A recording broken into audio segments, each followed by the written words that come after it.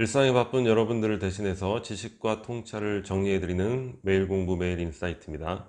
오늘은 그 팩트 플리스에 대해서 한번 알아보도록 하겠습니다. 자, 일단 퀴즈를 먼저 한번 풀어볼게요. 자, 세계에 관한 사람들의 지식 테스트 10몇 개 정도의 문항이 있는데 두 개만 딱 뽑아봤습니다. 세계 인구의 다수는 어디에 살까? 한번 맞춰보시죠. A, B, C. 자, 정답은 B입니다. B. 대부분 A라고 많이들 하시죠. 자, 3번. 지난 20년간 세계 인구에서 극빈층 비율은 어떻게 바뀌었을까? 자, 풀어보세요. 자, 정답은 C입니다. C. 예, 거의 절반으로 줄었다. 전체 정답률이 10몇 프로 정도, 뭐 나라에 따라 다르고 사람들에 따라 다른데 20%가 넘지 않는 거예요. 뭐 노벨상 수상자라든가 이와 관련된 뭐 국제기구 종사자들이라든가 어떠한 대상으로 해도 10몇 프로 정도가 안 되는 거죠. 침팬지한테 바나나를 주고서 A, B, C 하나씩 지불하고, 그러니까 집기를 해도 정답률이 33%는 나오는데 왜 우리는 도대체 10몇 프로, 이 세계에 대한 정확한 그 팩트에 대해서 10몇 프로 정도의 정답률밖에 안 나올까? 이게 이제 이 책의 화두로 시작이 되는 거죠. 문제는 뭐냐면 첫 번째, 지식이 업그레이드가 안 되어 있다는 거죠. 대부분의 사람들이 교사들이 배운 자료들, 그걸 통해서 또 학생들이 배우고, 그 자료가 거의 대부분 1965년 정도, 그 정도 수준의 세계에 대한 지식, 그 자료를 배우고 있다는 거예요. 지식의 업그레이드가 문제구나. 근데 이제 저자가 봤을 때는 이것만이 문제는 아니라는 거죠. 왜냐면 충분히 지식을 주변에서 업그레이드 해주고 있는 그런 분야의 이제 뭐 관련 종사자들, 그런 사람들조차도 정답률이 10몇 프로니까.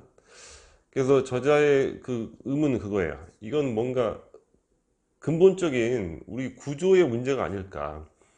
이 뮬러리어 착시도 그렇잖아요. 이게 이제 두 짝대기가 같다는 건 알죠. 그죠? 알지만 알고 나서 봐도 아니 저기 밑에 게 저 분명히 더 긴데, 이렇게 하듯이 우리가 이제 어떤 지식과 정보를 받아들이는 작동 방식, 특히 이제 뇌의 작동 방식에 근본적인 오류가 있지 않을까. 지식 습득에 대해서 그 부분에 대해서 이제 얘기를 하는 거죠. 그걸 10가지로 이제 나누는 거예요. 10가지 본능으로 나눠서 각 이제 파트별로 세계에 대한 사실과 덧붙여서, 우리의 오류와 덧붙여서 이야기를 하고 있습니다.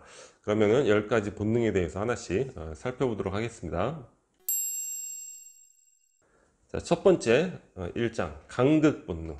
말이 이상해서 제가 보기에는 이 본능이란 말 자체도 좀 이상해요. 본능보다는 뭐 경향, 뭐 이런 오류, 이런 게 더 맞는 표현일 것 같아요. 강극 본능은 이분법 경향, 이게 대상을 완전히 양극단만 이분법으로 나눠서 바라보는 뭐 그런 경향, 이렇게 이해하는 게 좋을 것 같아요. 저자가 이제 스웨덴에서 수업을 하는 거예요. 그래서 저개발 국가의 사람들이 이렇게 힘들고 고통스럽지만 생활이 계속 개선되어 가고 있다. 그랬더니 학생이 그 사람들은 절대 우리처럼 살 수 없어요. 그러니까 강의실에 있던 다른 학생들도 그래 맞아. 그러니까 이 저자가 근데 그 사람들이 왜 누구를 얘기하는 거야? 서양에 속하지 않은 사람들이요. 그러니까 서양 사람이 아니면 그렇게 우리처럼 살 수가 없다는 거죠.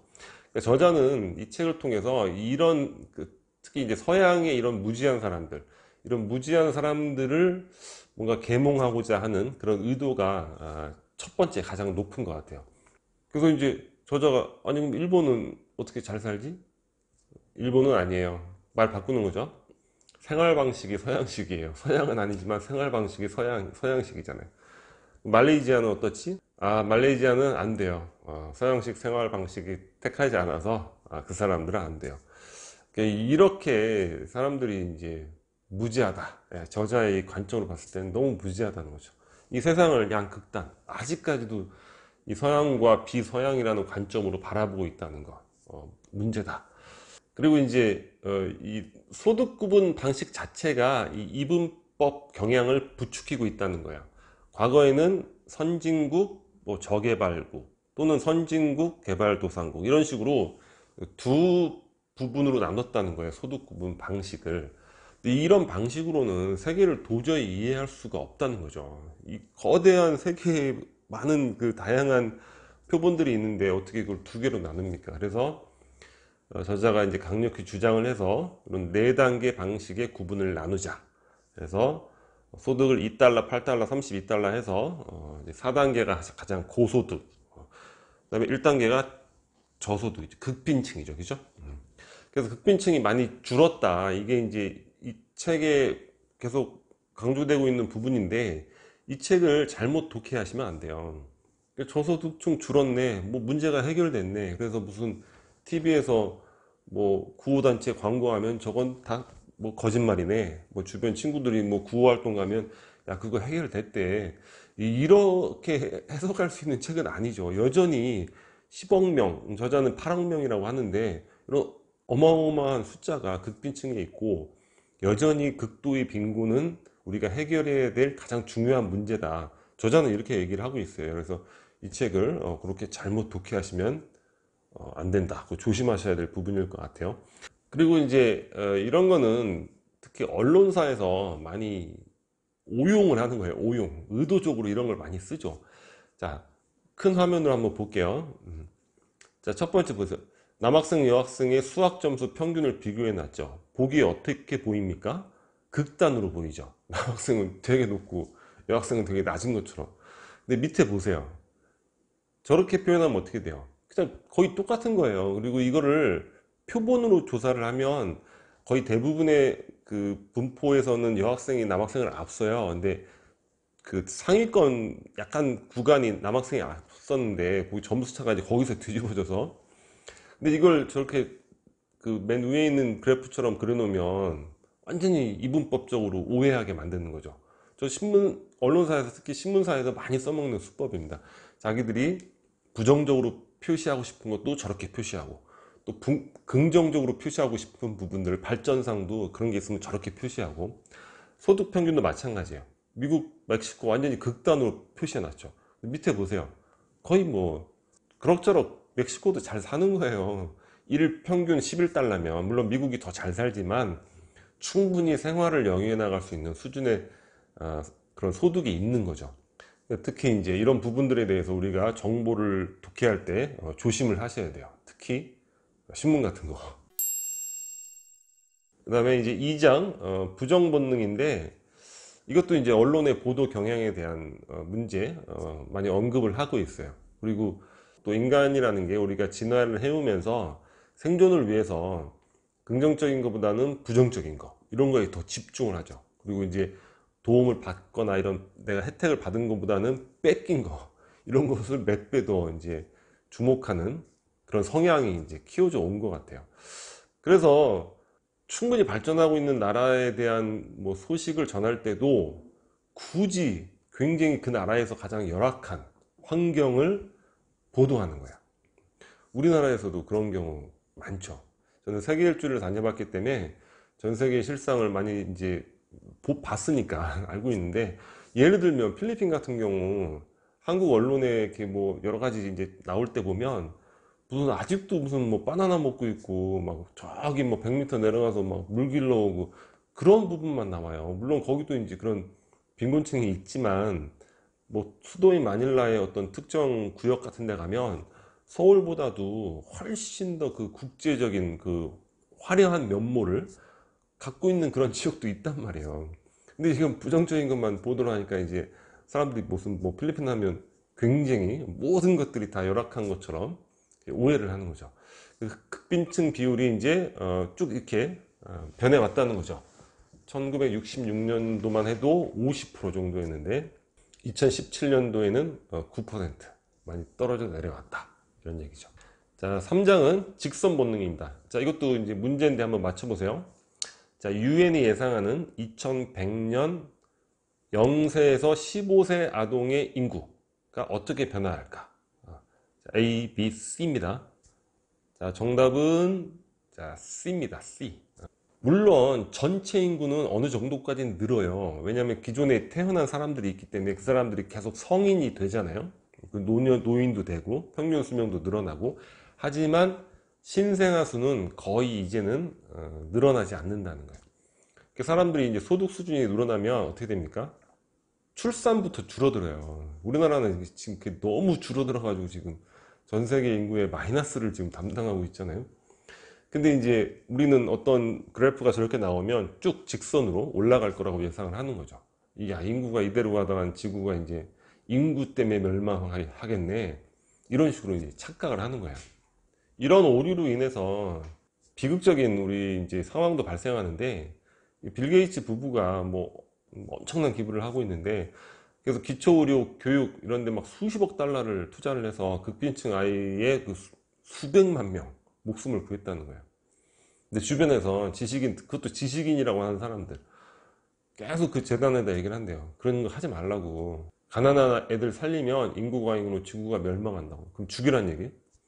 이게 우리가 가슴으로 이렇게 비극이라고 이해하는 걸 떠나서 이성으로, 정확한 과학으로 봤을 때 아이를 살리는 게 인구를 더 줄이는 방법이라는 거예요. 왜냐면 인구 성장이라는 거는 극빈층을 없애고 더 나은 삶을 제공했을 때, 삶이 나아질 때, 이럴 때 이제 인구가 줄어드는 거죠. 근데 이런 거는 아동 사망률을 낮추지 않고는 이런 변화가 일어나지 않는 거예요. 그러니까 애들이 자꾸 죽으니까 애를 계속 낳는 거예요. 몇 명 살아남을지 모르니까, 확률적으로. 근데 계속 낳는 거 아니에요. 그럼 극빈층 아이의 생명을 구하는 거는 인구를 줄어들게 하는 아주 효과적인 방법이죠. 근데 많은 사람들이, 그러니까 빌 게이츠가 이 책을 전 미국의 그 대학교하고 대학원 졸업생들한테 그냥 선물을 하는 거예요, 무료로. 이제까지 이러한 답답함이 있었을 것 같아요. 스스로는 나름대로 사명감을 갖고 인류를 위해서 좋은 일을 한다고 하는데, 주변에서 그거 하지 말라고 자꾸 정확한 팩트에 기반하지 않은 그런 의견을 자꾸 이렇게 하니까, 거기서 마음에 이제 상처도 많이 받았었겠죠, 그죠? 그래서 이제 이 책을 다 선물한 게 아닌가. 뭐 물론 이제 이렇게 종이책으로 선물한 건 아니고, 자기 이제 그 블로그에 졸업 인증과 함께 이메일 남기면 전자책으로 선물을 했다고 그래요. 그 다음에 4장, 공포 본능입니다. 자, 공포와 위험. 그러니까 실제로 위험한 것을 우리가 두려워해야 되는데, 막연한 공포심으로 인해서 불안을 느끼는 경우가 많다는 거죠. 그 사망사고가, 전 세계 사망사고가 자연재해로 인한 거 0.1%, 항공기 0.001%, 살인 0.7%, 방사선 물질 유출로 인한 사망은 정확한 인과관계로 이렇게 그렇게 사망으로 인정된 경우가 빵입니다. 빵. 테러, 물론 우리 뉴스에서 맨날 테러를 접하지만 실질적으로 인해서 0.05. 그다음에 화학물질 공포증, 뭐 어디 뭐 채소에 농약 들어가고 뭐 어쩌고 저쩌고 하면은 우리 그런 거 뭐 굉장히 경각심을 갖고 안 먹잖아요. 근데 실제 그런 걸로 인해서 피해를 보려면 3년간 그 음식을 매일, 화물차도 아니고 화물선 화물선 한 2척 분량 정도를 매일 먹어야지 피해를 본다는 거예요. 근데 우리는 그런 것들에 대한 엄청난 공포심을 갖고 있죠.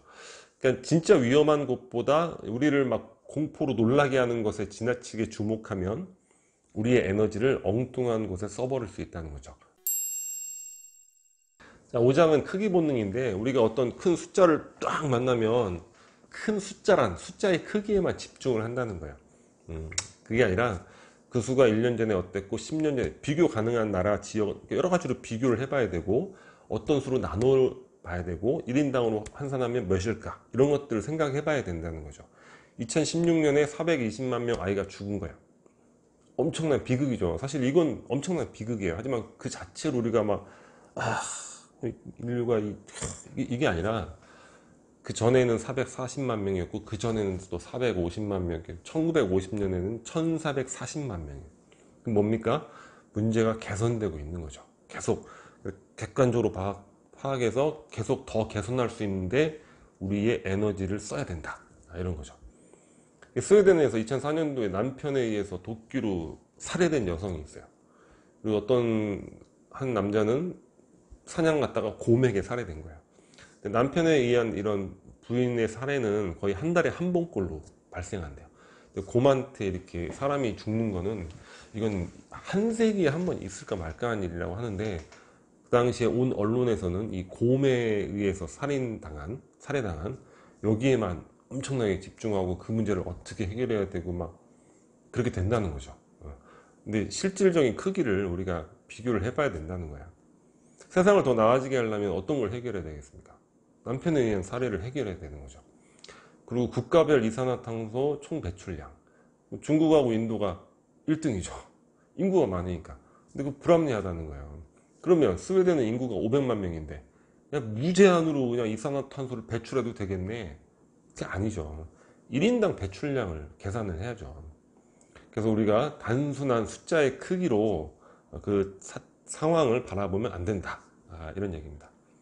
6장은 일반화 본능인데, 일반화의 오류라고 해서 우리 학창 시절부터 많이 배우잖아요. 그죠? 간극 본능. 이분법 경향은 세상을 우리와 저들로 나누고, 일반화 본능은 우리가 저들을 다 똑같은 사람으로 생각하게 만든다는 거예요. 그래서 이런 일반화 오류를 벗어나려면 여행을 많이 다녀라. 그리고 단순히 이렇게 뭐 사이트싱을 하는, 구경을 하는 여행보다 그들과 직접 살아볼 수 있는 이런 체험이 가능한 이런 여행이면 더 좋다는 거죠.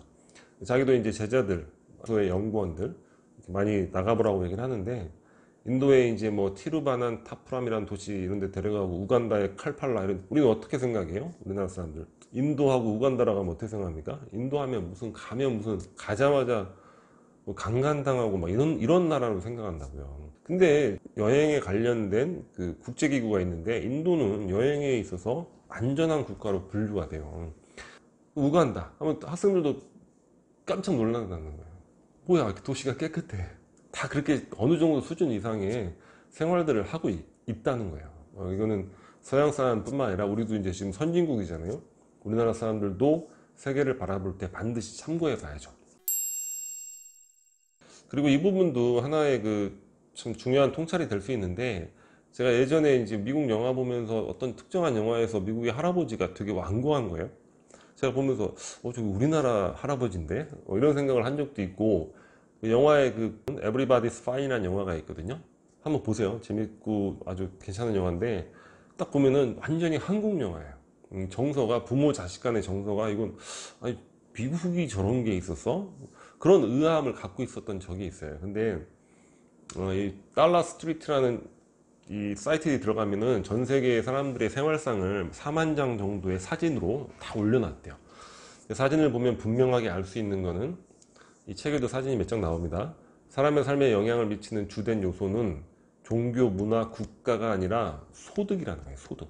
제가 의문을 갖고 있었던 부분이거든요. 이 저자는 스웨덴 사람이니까 스웨덴 풍경, 삶의 모습들에 대한 얘기도 많이 나오는데, 스웨덴 할아버지도 똑같아요. 완고하고 남성 우월주의고. 그러니까 이게 무슨 뭐 남성 우월주의, 마초 현상 이런 것들이 유교 문화권의 문제가 아니고 이슬람 문화권의 문제가 아니라 일반적으로 이제 수입, 소득 수준에 따라서 보편적으로 일정하게 변하는 방향성이 있는 것 같아요. 그러니까 우리도 지금 보면 어떻습니까?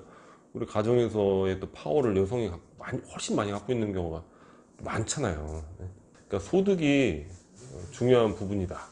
이런 것도 좀 놀라운 부분이었던 것 같아요. 이제 7장이 운명 본능인데, 저자가 처음에 이제 그 에딘버러에서 투자 회사의 요청으로 강의를 해요. 아시아는 이렇게 벌써 발전을 했습니다. 아프리카도 엄청난 발전을 하고 있습니다. 강의를 끝났는데, 끝나고 났더니 어떤 사람이 다가오더니 뭐 강의는 잘 들었어. 근데 내가 아프리카에 좀 있어봐서 아는데, 그 사람들은 문화 때문에 절대 현대화될 수 없어. 절대. 그러니까 이 저자가 저런 무식한 자가 있나 이렇게 생각을 하겠죠, 당연히. 근데 저자가 이제 아프리카 여성 지도자 500명을 대상으로 강의를 하게 돼요. 강의를 하면서 이런 비전을 얘기하게 되는 거죠. 앞으로 20년 안에 아프리카의 극빈층이 역사 속으로 사라질 겁니다. 자기 딴에는 대단한 비전이라고. 근데 끝났더니 그 어떤 여성이 와서, 강의를 하시려면 비전을 제대로 제시하셔야죠. 그 저자가 깜짝 놀라는 거죠. 기분도 나쁘고. 나름대로 20년 안에 극빈층이 없어진다고, 아프리카가 개발돼서 고속열차도 깔리고 많은 유럽인들이 여행을 다닐 것이라고, 여러분들은 여행해서 돈 벌 거라고. 그 여성이 이러죠. 그게 아니라 우리 아프리카의 우리 손주들이 열차 타고 스웨덴에 이국적인 어른 모텔에 갈 것이다. 우리라고 왜 못하냐. 그게 무슨 비전이냐. 당신 관점의 얘기지. 저자가 완전히 망치로 딱 맞는 거죠. 아니 나는 저렇게 아프리카를 무시하는 사람들을 무식한 무지한 자라고 얘기를 하고 난 스스로 균형 감각을 갖고 있다고 생각했는데, 내가 여전히 낡고 정적인 그런 식민지적 사고방식에 갇혀 있어 깨닫는 거죠. 크게 반성을 하게 됩니다. 그래서 우리가 어떤 문명은 운명적으로 저렇게 살 수밖에 없어, 이런 생각 절대 아니죠. 그 다음에 이제 8장 단일 관점 본능이에요. 세계는 수치만으로 이해할 수도 없고, 국가는 정부도 필요하지만 민간도 필요하고 공공도 필요하고, 사안에 따라 이것저것 다 두루두루, 그러니까 한 단일한 관점으로 문제를 해결하려고 해서는 안 된다. 그리고 전문가라는 사람의 한계를 주의하라는 거죠. 전문가는 자기 분야에서만 전문가일 뿐이고, 게다가 일부 전문가는 자기 분야에서도 전문가가 아니에요. 괴테가 그랬잖아요. 합리성으로 포장된 미래 세대들은 자기들이 인류 최후의 세대라고 생각하겠지만 결국에 영혼이 없는 전문가, 마음이 없는 향락인이 될 뿐이다. 영혼이 없는 전문가. 저 그거 읽을 때 충격받았잖아요. 어떻게 이 지금 시대의 실상을 이렇게 정확히 예언했을까? 영혼이 없는 전문가들이 얼마나 많습니까? 그저 자기의 이익을 위해서 전문 영역을 그냥 호도하는 경우가 많죠. 그래서 다양한 관점을 골고루 고려해야 된다.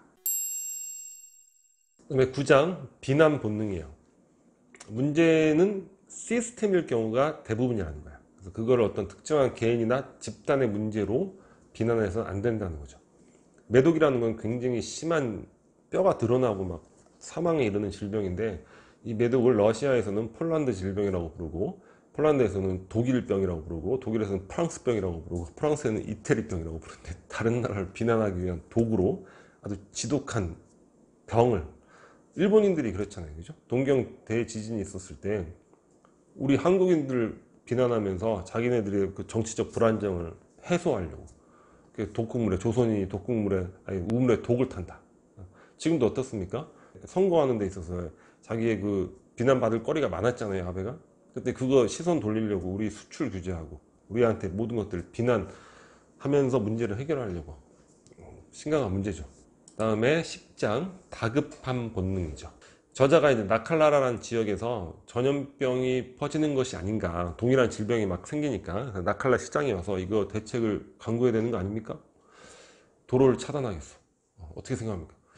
이게 전염이 되는지 안 되는지 확실하지는 않지만 시간이 또 걸리는 거고, 근데 병이 막 생기고 있으니까 예, 차단하셔야 되겠습니다. 연구했더니 전염병이 아닌 거예요. 근데 도로를 차단함으로 인해서 사람들이 시장을 갈 때 도로로 못 넘어오니까 배 타고 오다가 배가 이제 부서져서 20명이 넘는 사람이 죽습니다. 평생의 이 저자의 트라우마가 되는 거죠. 내가 왜 그렇게 정확한 근거 없이 다급하게 선택했을까? 기후변화에 대해서 엘고가 엄청난 사람들의 경각심을 불러일으켰잖아요. 엘고가 이 저자한테 많이 요청을 했대요. 사람들의 경각심을 더 불러일으켜야 되니까 과장된 자료를 주시오. 안 줬다는 거예요. 에볼라 바이러스도 어느 정도 늘다가 정체가 됐다는 거죠. 뭔가 이 보건 활동이 이제 영향 효과가 있었다는 건데, 이런 국제기구에서 경각심을 불러일으키기 위해서 더 위험한 통계를 제시해야 된다고. 그렇게 해서는 문제가 해결되지 않는다는 거예요. 왜냐? 늑대 소년이 되는 거 아니에요. 나중에 이제 문제가 없으면 이거 뭐야, 아무 문제 없네 하면서 사람들이 오히려 오해를 하게 되는 거죠. 분석하는 대신 본능적 행동만을 실행한다면 좋지 않은 결정을 내리게 된다. 그리고 마지막 11장 사실 충실성 실천하기. 사실 충실성은 이제 factfulness를 이제 번역한 거예요. 사실로 충만한 뭐 이런 느낌이죠. 저자가 풍부해서 죽을 뻔했어요. 왜냐면 전염병을 연구하기 위해서 혈액을 채취해야 되는데 그 마을 사람들이 저자가 얘기한 본능대로 움직이는 거죠. 뭐 주사바늘 피, 공포 본능, 약탈자 유럽인 일반화 본능, 피를 훔치러 온 의사, 뭐 비난 본능, 그다음에 또 다급한 본능, 바로 해결해서 칼 들고 와서 이제 저자를 거의 죽일 뻔한 거예요. 거기서 용감한 여성이 나타나서 너희들 예전에 홍역으로 사람 많이 죽을 때 어떻게 했냐, 보지 않았냐, 의사들이 와서 다 고치지 않았냐, 지금 이 새로운 질병으로 인해서 지금 내 손자도 지금 아프지 않냐, 우리 후손들이 계속 그랬으면 좋겠냐, 지금 빨리 검사를 받아서 우리가 이 문제를 해결해야 된다, 나부터 피를 뽑으시오 딱 하면서 죽으면서 이제 구해준 거죠. 그러니까 저자는 이 사항을, 이 팩트플리스를 실천한 사례라고 얘기를 하고 있어요. 그러니까 우리가 사실에 근거해서 세상을 바라봐야 된다는 거야. 그런 변화가 가능할 것이다. 왜냐? 그렇게 바라보면 삶을 항해하는데 훨씬 유용하다는 거죠. 계속 반복적으로 나오는 게 몇 개 있어요. 지금 중간 계층의 인구, 어느 정도 삶을 살아가는 인구가 급격하게 늘고 있잖아요. 무슨 얘기입니까? 소비를 할 수 있는 그 인구들이 그만큼 늘어난다는 거예요. 근데 많은 기업들은 이게 1단계 국가들에만 자꾸 마케팅을 집중하는데 그러지 말라는 거죠. 세상은 넓다는 거예요. 그러니까 삶을 항해하는데도 더욱 유용하다는 거고, 그다음에 사실에 근거해서 세계를 바라보면 스트레스와 절망감이 적어진다. 우리 보통 한 50년이면 뭐 다 끝나지 않겠냐. 뭐 이제 벌써 물에 잠기고, 뭐 물론 기후 문제 심각하지만 그런 것들이 이제 적어지고, 세상은 생각만큼 그렇게 나쁘지는 않다. 그리고 더 나은 세상을 만들기 위해 우리가 무엇을 해야 하는지, 저자가 강조하는 부분은 바로 이거예요. 아까 말씀드렸듯이 이제 나아졌네, 그러니까 이제 뭐 그런 활동 안 해도 되겠네, 이런 건 아주 잘못된 독해입니다. 정확성을 바탕으로 했을 때 우리가 세상을 더 나아지게 만들 수 있다는 거죠. 그래서 지금 우리 한국에 대한 언급도 많이 나오는데, 한국은 지금 1단계 국가죠, 그죠? 그리고 1단계 중에서도 매우 앞에 있는 국가예요. 선진국에 속하는 국가고. 그래서 아까 서양인들이 바라보는 이런 오류들, 우리에게도 바로 적용되는 거죠. 바로 우리가 세상을 정확히 바라봐야 돼요. 우리가 무역을 하고 뭐 활동을 하고 외국에 진출하고 여러 가지 삶의 문제에 있어서 이런 팩트 플리스가 필요하지 않을까. 그래서 한번 참고해서 읽어볼 만한 책이라고 추천해 드릴 수 있을 것 같습니다. 자, 오늘 방송 여기서 마치도록 하겠습니다. 여기 캐리커처가 구독 버튼이고요. 다음에 또 좋은 영상으로 찾아뵙도록 하겠습니다. 감사합니다.